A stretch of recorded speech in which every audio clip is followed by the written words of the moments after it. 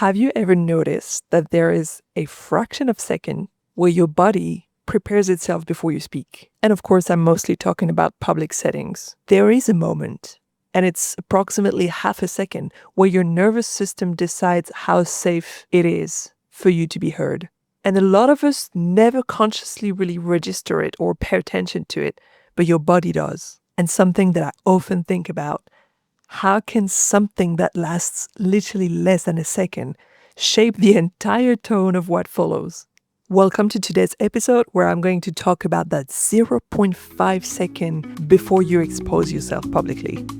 You're listening to The Bold Beginner, a space for multifaceted women where we explore how to feel at ease in your body when you're being seen. If something here speaks to you, consider subscribing or leaving a review or a comment. It genuinely supports the growth of this space.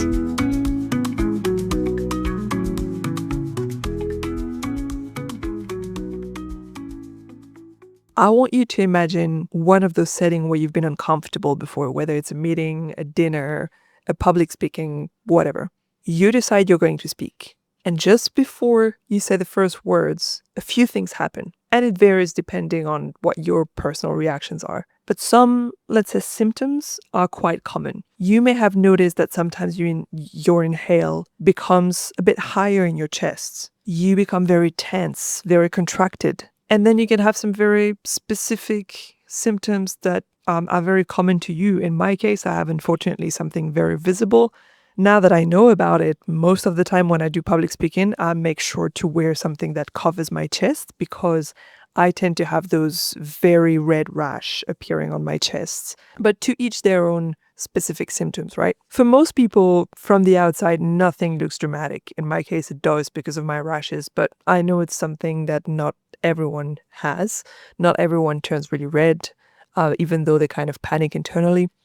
But yeah, internally, your system has just run a rapid safety assessment. In terms of neuroscience, the brain continuously predicts outcomes before actions are executed, right? This is simply how we live. When you walk, you're going to anticipate to avoid certain obstacles, not to trip. This is basically what our brain does constantly. So basically, the brain is constantly generating models of what is likely to happen next. And that way you can minimize surprise or potential errors. Like I mentioned, you see a rock on your way, your brain is most likely going to anticipate that if you go this way, you might trip on it and fall, and therefore you're going to walk around it. And obviously that's a very simple example, but that's basically what you do with everything and anything. And speaking is not a very neutral action. It is a social act, and it has consequences. So before you speak, your brain is of course going to simulate potential outcomes: agreement, indifference, correction, interruption, dismissal. The reactions from people around you could be very different, right? And the thing is that this simulation goes very, very fast, and usually it occurs faster than the conscious awareness. So before we actually realize it mentally, our body is already aware of that. And so basically that split second, that half second before we start speaking, is our body kind of organizing around this prediction that the brain's making. And so this is why the body tightens. When you speak, you expose yourself in a way.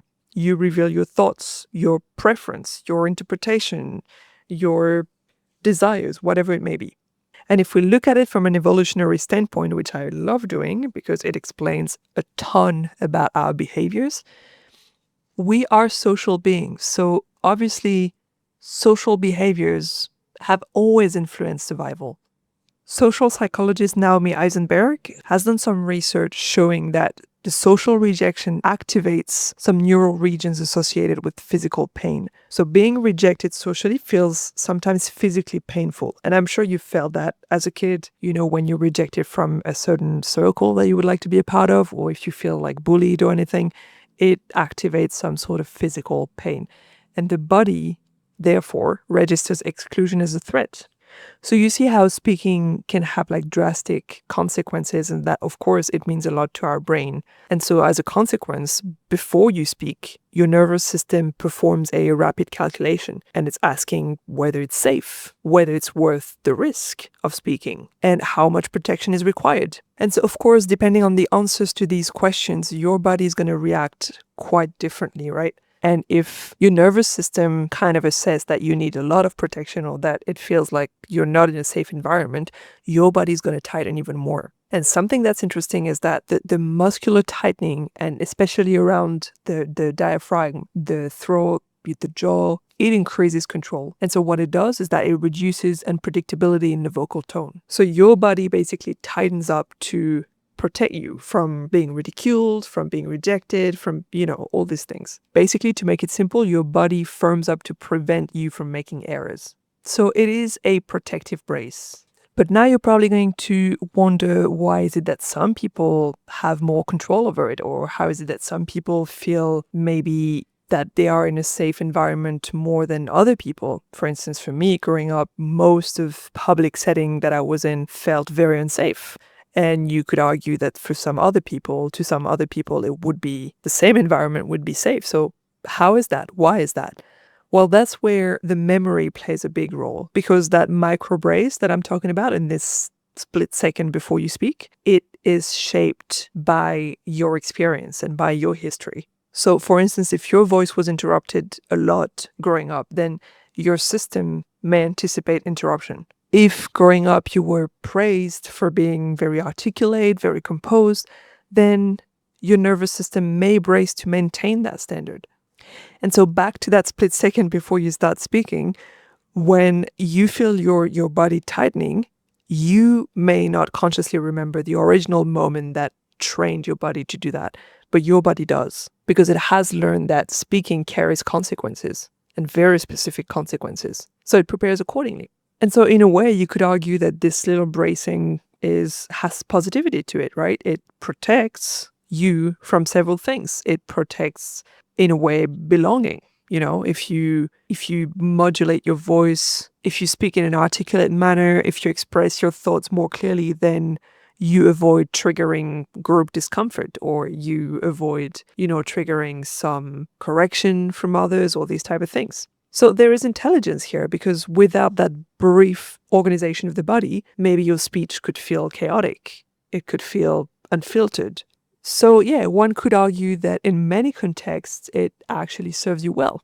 But the thing is, it actually costs you a lot as well, because this protection, it always has some trade-offs to it.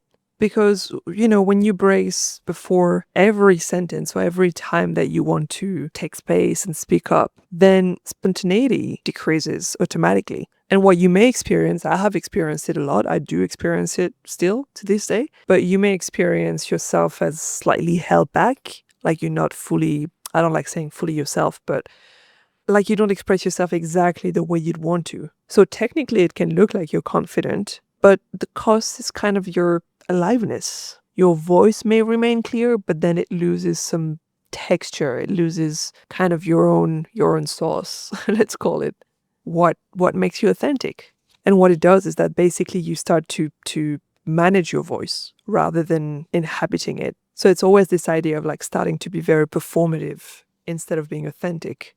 And now I'm sure that if you realize that it's been happening to you, or if maybe hearing all of this is making you a bit more aware of the situations that you've been facing like that, you may be thinking that, okay, from now on, I'll just stop. I'll try to control this bracing. Well, the problem is that it doesn't really work that way.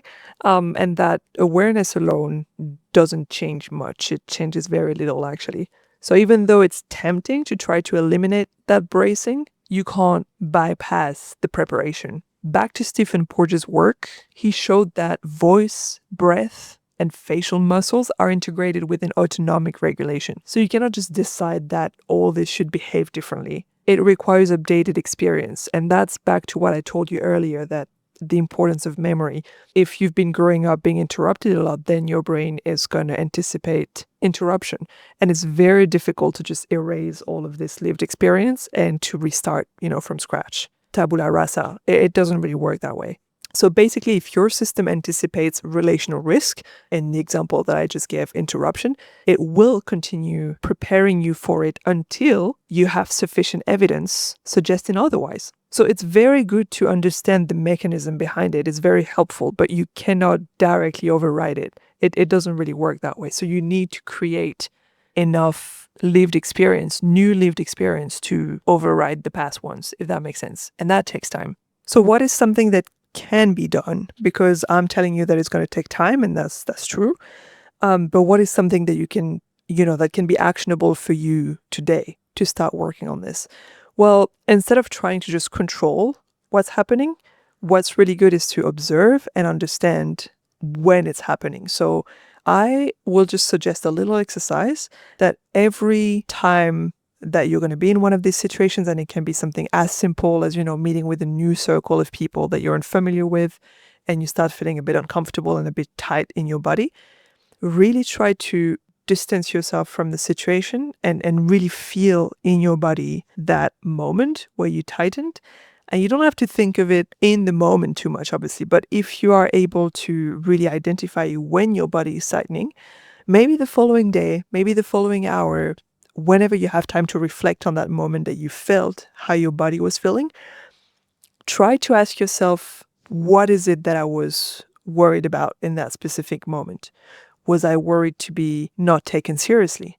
Was I worried to be interrupted? Was I worried that I would look silly? Was I worried that people would think I'm stupid? Whatever it is, just be extremely honest with yourself, because once you know what it is that you have to rewrite in your lived experience, then slowly you can work at putting yourself in more and more situations to have more and more lived experiences that contradict this initial model that you have. And then over time, you can accumulate experiences where your voice lands without negative consequences. And when that happens, then the prediction model updates. And that's when the shift really, really happens. So it is really about identifying what the problem is or what your concern is, and then all about repetition and lived experience. So now you really know that all it is that your body's been doing in that split second before exposing yourself has really been to protect you. And the thing is that it's probably been doing it for years without your conscious participation to it.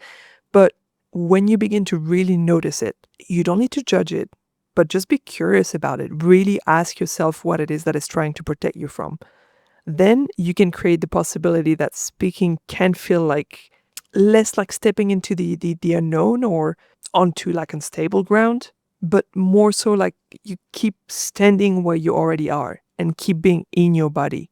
And sometimes that's really all it takes to feel safer.